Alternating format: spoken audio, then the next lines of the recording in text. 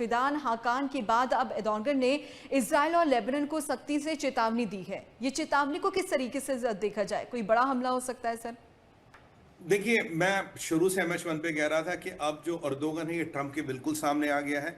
ये बिल्कुल खुले में खेल रहा, क्योंकि इसने जो तुर्किया में कराने की कोशिश की थी वो CIA, वो MI6 हो, मोसाद, वो सबके सामने आ गया है। मतलब खुली किताब है कि भाई ट्रंप को असैसिनेट करने का पूरा प्लॉट था, या तुर्किया इंटेलिजेंस ने आंख बंद कर ली या उनमें शामिल थे। दोनों ही परिस्थितियां बन सकती है, क्योंकि काफी ऐसी चीजें अभी है दीपाली जी जिसको लेके अमेरिका बोल नहीं रहा, पर जितनी चीजें बाहर आई थी उसको लेके हमने बात की। अब अर्दोगन साहब फरमा रहे हैं, देखिए कल फिदान हकान कह रहा था कि हम कतर और इजिप्ट मिलके एक डायरेक्ट रेडिकल एक्शन कर सकते हैं इसराइल पे, यानी कि इसराइल को युद्ध की धमकी दे रहा था। अब फदान हकान तो चलिए विदेश मंत्री, अब दद्दू जी खुद आ गए, दादा जी खुद आ गए, तैयब अर्दोगन साहब, उमर दराज खलीफा खलीफा साहब ये फरमा रहे हैं, कह रहे देखो जी, अगर आपने लेबनान में हरकतें नहीं छोड़ी इसराइल, और आपने गाजा में नहीं छोड़ी, तो मैं बाध्य हो जाऊंगा आप पे डायरेक्ट एक्शन करने के लिए। अब पहले फिलहाल हकान धमकी दे रहा था, अब वहां का प्रेसिडेंट खुद धमकी दे रहा है। ये नेटो का मेंबर है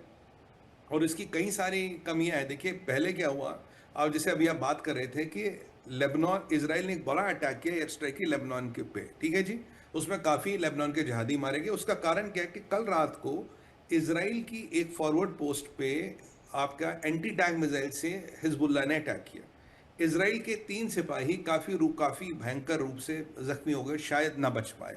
मतलब अगर एंटी टैंक मिसाइल आपको डायरेक्ट हिट करता तो बचने की संभावनाएं बहुत कम होती है। तो इसराइल आग बबूला हो गया, इसराइल ने लेबनान पे वो बड़ा अटैक कर लिया और एयर स्ट्राइक ठहरा दी। जबकि लेबनान में ये बात हो रही कि जी हिजबुल्लाह जो कोशिश कर रहा वो पूरी तरफ से इस डील को स्कटल करने की कोशिश कर रहा। इस अटैक में काफी जहादी मारे गए, लेबनान के हिजबुल्लाह का काफी नुकसान हुआ। नुकसान हिजबुल्लाह का हुआ, जहादी लेबनान में मरे, तकलीफ तैयब अर्दोगन को हो रही है। अब गाजा में आप जा रहे हैं कि हमास हथियार नहीं छोड़ रहा, हमास मुस्लिम ब्रदरहुड का भाई पैदावार है, हमास हथियार नहीं छोड़ रहा। और आप देखिए क्या हो रहा है कि आपका जेराल्ड कुशनर मंडे को, यानी कि कल जा रहा है मिलने नेतन्याहू से। क्यों जा रहा है जेराल्ड कुशनर? इसलिए नेतन्याहू से मिलने जा रहा है कि उसे पता है यार ये हमास का जो 15 पॉइंट प्रोग्राम वगैरह था वो तो नेतन्याहू रिजेक्ट कर चुके, हमास हथियार नहीं डाल रहा। तो अब इसराइल के पास फिर एक ही विकल्प रहेगा, मिलिट्री, जो अभी वो मिलिट्री कार्रवाई कर रहा पर बड़ी नहीं कर रहा। अब जेराल्ड कुशनर मिलने जा रहा, तो पहले आपके तैयब अर्दोगन आपके संडे को कहते हैं, इनके आज शनिवार को, संडे को, इतवार को कहते हैं भाई साहब अगर आपने लेबनान और इसराइल में हरकतें नहीं रोकी इसराइल को, तो हम आप पे अटैक कर देंगे। पहले चमचा कहता, अब खुद दादाजी कहते हैं। उसके अलावा और भी सुनिए, फिदान इससे तैयब अर्दोगन बेचारे की बड़ी समस्या है लाइफ में। कहता है यार अमेरिका ने मुझे F-35 नहीं दिया। दीपाली जी मैं आपके चैनल पे घोषित कर चुका था, डिक्लेयर, मैंने कहा कभी F-35 नहीं देगा। और अभी भी कैट्स का सैंक्शन जो अमेरिका ने, ट्रंप ने कहा था हम आपसे हटाएंगे, कैट्स का सैंक्शन भी नहीं था, F-35 नहीं दिया। फिर आगे इसका रोना है, कहता है एक बात बताओ यार, ये यूरोपियन यूनियन वाले हमें यूरोपियन यूनियन का पार्ट क्यों नहीं बनाते? मैंने कहा यार यूरोप को इस्लामाइजेशन थोड़ी ना करना है, तेरे को यूरोपियन यूनियन का पार्ट बनाने के, दुनिया भर के जितने मुसलमान हैं वो तुर्की आएंगे, तुर्की से यूरोप जाएंगे, तो गेट वे बन जाएगा। तो तुम्हें यूरोपियन यूनियन बनाने का पार्ट तो है नहीं। एक किसी यूरोपियन ने कहा था Turkey is the sick man of Europe.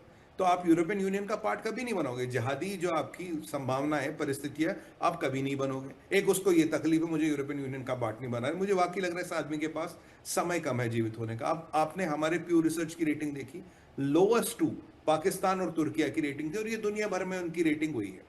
उसके अलावा भी इनकी तकलीफ है जी हमें फेयर ट्रीटमेंट नहीं मिलता।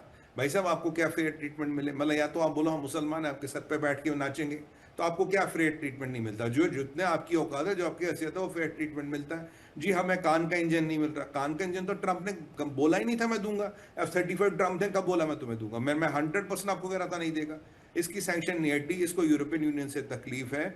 और इसने एक और धमकी दी है, कह रहा अगर इसराइल ने कुछ भी अब सीरिया में किया, भाई सीरिया से मेरा बॉर्डर जुड़ता, वो हमारे तुर्किया को एक नेशनल सिक्योरिटी थ्रेट बनेगा, मैं एक्टिवेट करूंगा। यानी कि इसराइल अगर तू एक्टिविटी गाजा में करता मैं तेरे पे अटैक करूंगा। तूने लेबनान में जो किया जहादी मारे गए, तो भाई मुझे तकलीफ हुई, मैं तुझ पे अटैक करूंगा। अगर तूने सीरिया में कुछ किया मैं तुझ पे अटैक करूंगा। और सीरिया को लेके आप जानते हैं गोलान हाइट्स को लेके बड़ा मसला। देखिए गोलान हाइट्स इसराइल ने ऑक्यूपाई की थी, सीरिया का क्षेत्र। तो सीरिया और जो आपके बीच में बफर जोन है उसमें सीरिया और लेबनान के बीच में, सीरिया और इसराइल के बीच में जो बफर जोन है उसमें सीरियन आर्मी, सॉरी इसराइल की आर्मी ऑलरेडी बैठी है।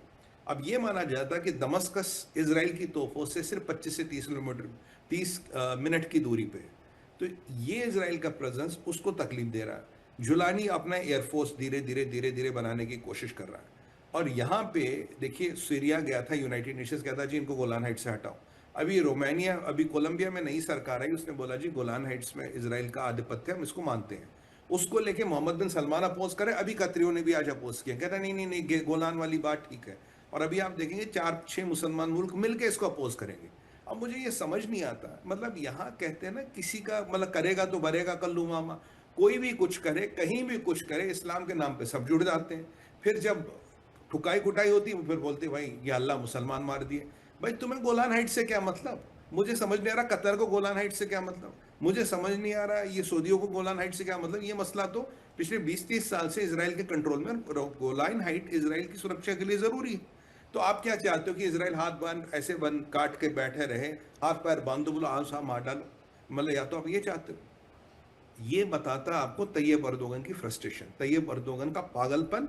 और ये जो इसराइल कर रहा, जो लेबनान में किया, वो रिएक्शन था। अगर आप इसराइल के फौजों पे वो एंटी टैंक रॉकेट नहीं चलाते, वो आज इतना बड़ा हमला नहीं करते। भाई इसराइल का रूल है, मेरे 3 मारोगे तो मैं 30 मारूंगा, वो उसी लॉजिक पे चलता है। तो आपको सोचना चाहिए ना क्या करें। और अगर मैं इसराइल के इंटरनल सिक्योरिटी मिनिस्टर को कोट करूं, उसने बड़ी अच्छी बात बोली आज। कहता है ये सारे जिहादी को जन्नत वन्नत जाने में इंटरेस्टेड नहीं होगी, 5-10% इंटरेस्टेड होते, 90% तो भाग जाते जब हम अटैक करते हैं, 90% तो कई बार कहते साहब हमें छोड़ दो। अब पर ये अलग बात है, इसराइल किसी को छोड़ता नहीं। तो इसराइल अपनी कार्रवाई कर रहा है। अगर तैयब अर्दोगन को तकलीफ हो रही है और वो डायरेक्ट एक युद्ध, एक डायरेक्ट कन्फ्रंट्रेशन अमेरिका इसराइल से शुरू करा, तो फिर थप्पड़ किसको मारा? थप्पड़ मारा डोनाल्ड ट्रंप को। डोनाल्ड ट्रंप ने क्या कहा, भाई मेरा छोटा भाई है इसराइल, इसराइल हमारा, मान लीजिए अमेरिका का एक स्टेट है इसराइल, और इसराइल की हम पूरी तरफ रक्षा करेंगे। और इसी ट्रंप को, जो अर्दोगन को अपना वो दोस्त कह रहा था, बड़ी कह रहा था, वही दोस्त उसका कह रहा है तेरे छोटे भाई का घर जला दूंगा, सारे यहूदियों को मारूंगा। ईरान ठंडा पड़ गया तो क्या हुआ, हम खड़े हो गए। मतलब ये मानसिकता का खेल है, ये जियोपॉलिटिक्स का खेल है, ये सारी संवेदनाओं का खेल है, ये उस इस्लामिक एजेंडा को बरकरार रखने की, आगे चलाने का खेल है। एक निकल जाता, दूसरा लाइन में आ जाता है। और मेरा ये मानना है कि जो मैं तैयब अर्दोगन की बॉडी लैंग्वेज देख रहा हूँ, जो उसकी सेहत देख रहा हूँ, जी। उसने वो अमेरिका से डायरेक्ट पंगे लिए। दीपाली बहन, हद से हद एक साल में तुर्की में कोई और बैठा हुआ गद्दी पे तैयब अर्दोगन नहीं होगा, ये आप लिखवा लीजिए। हद से हद एक साल, इससे ज्यादा नहीं। जी।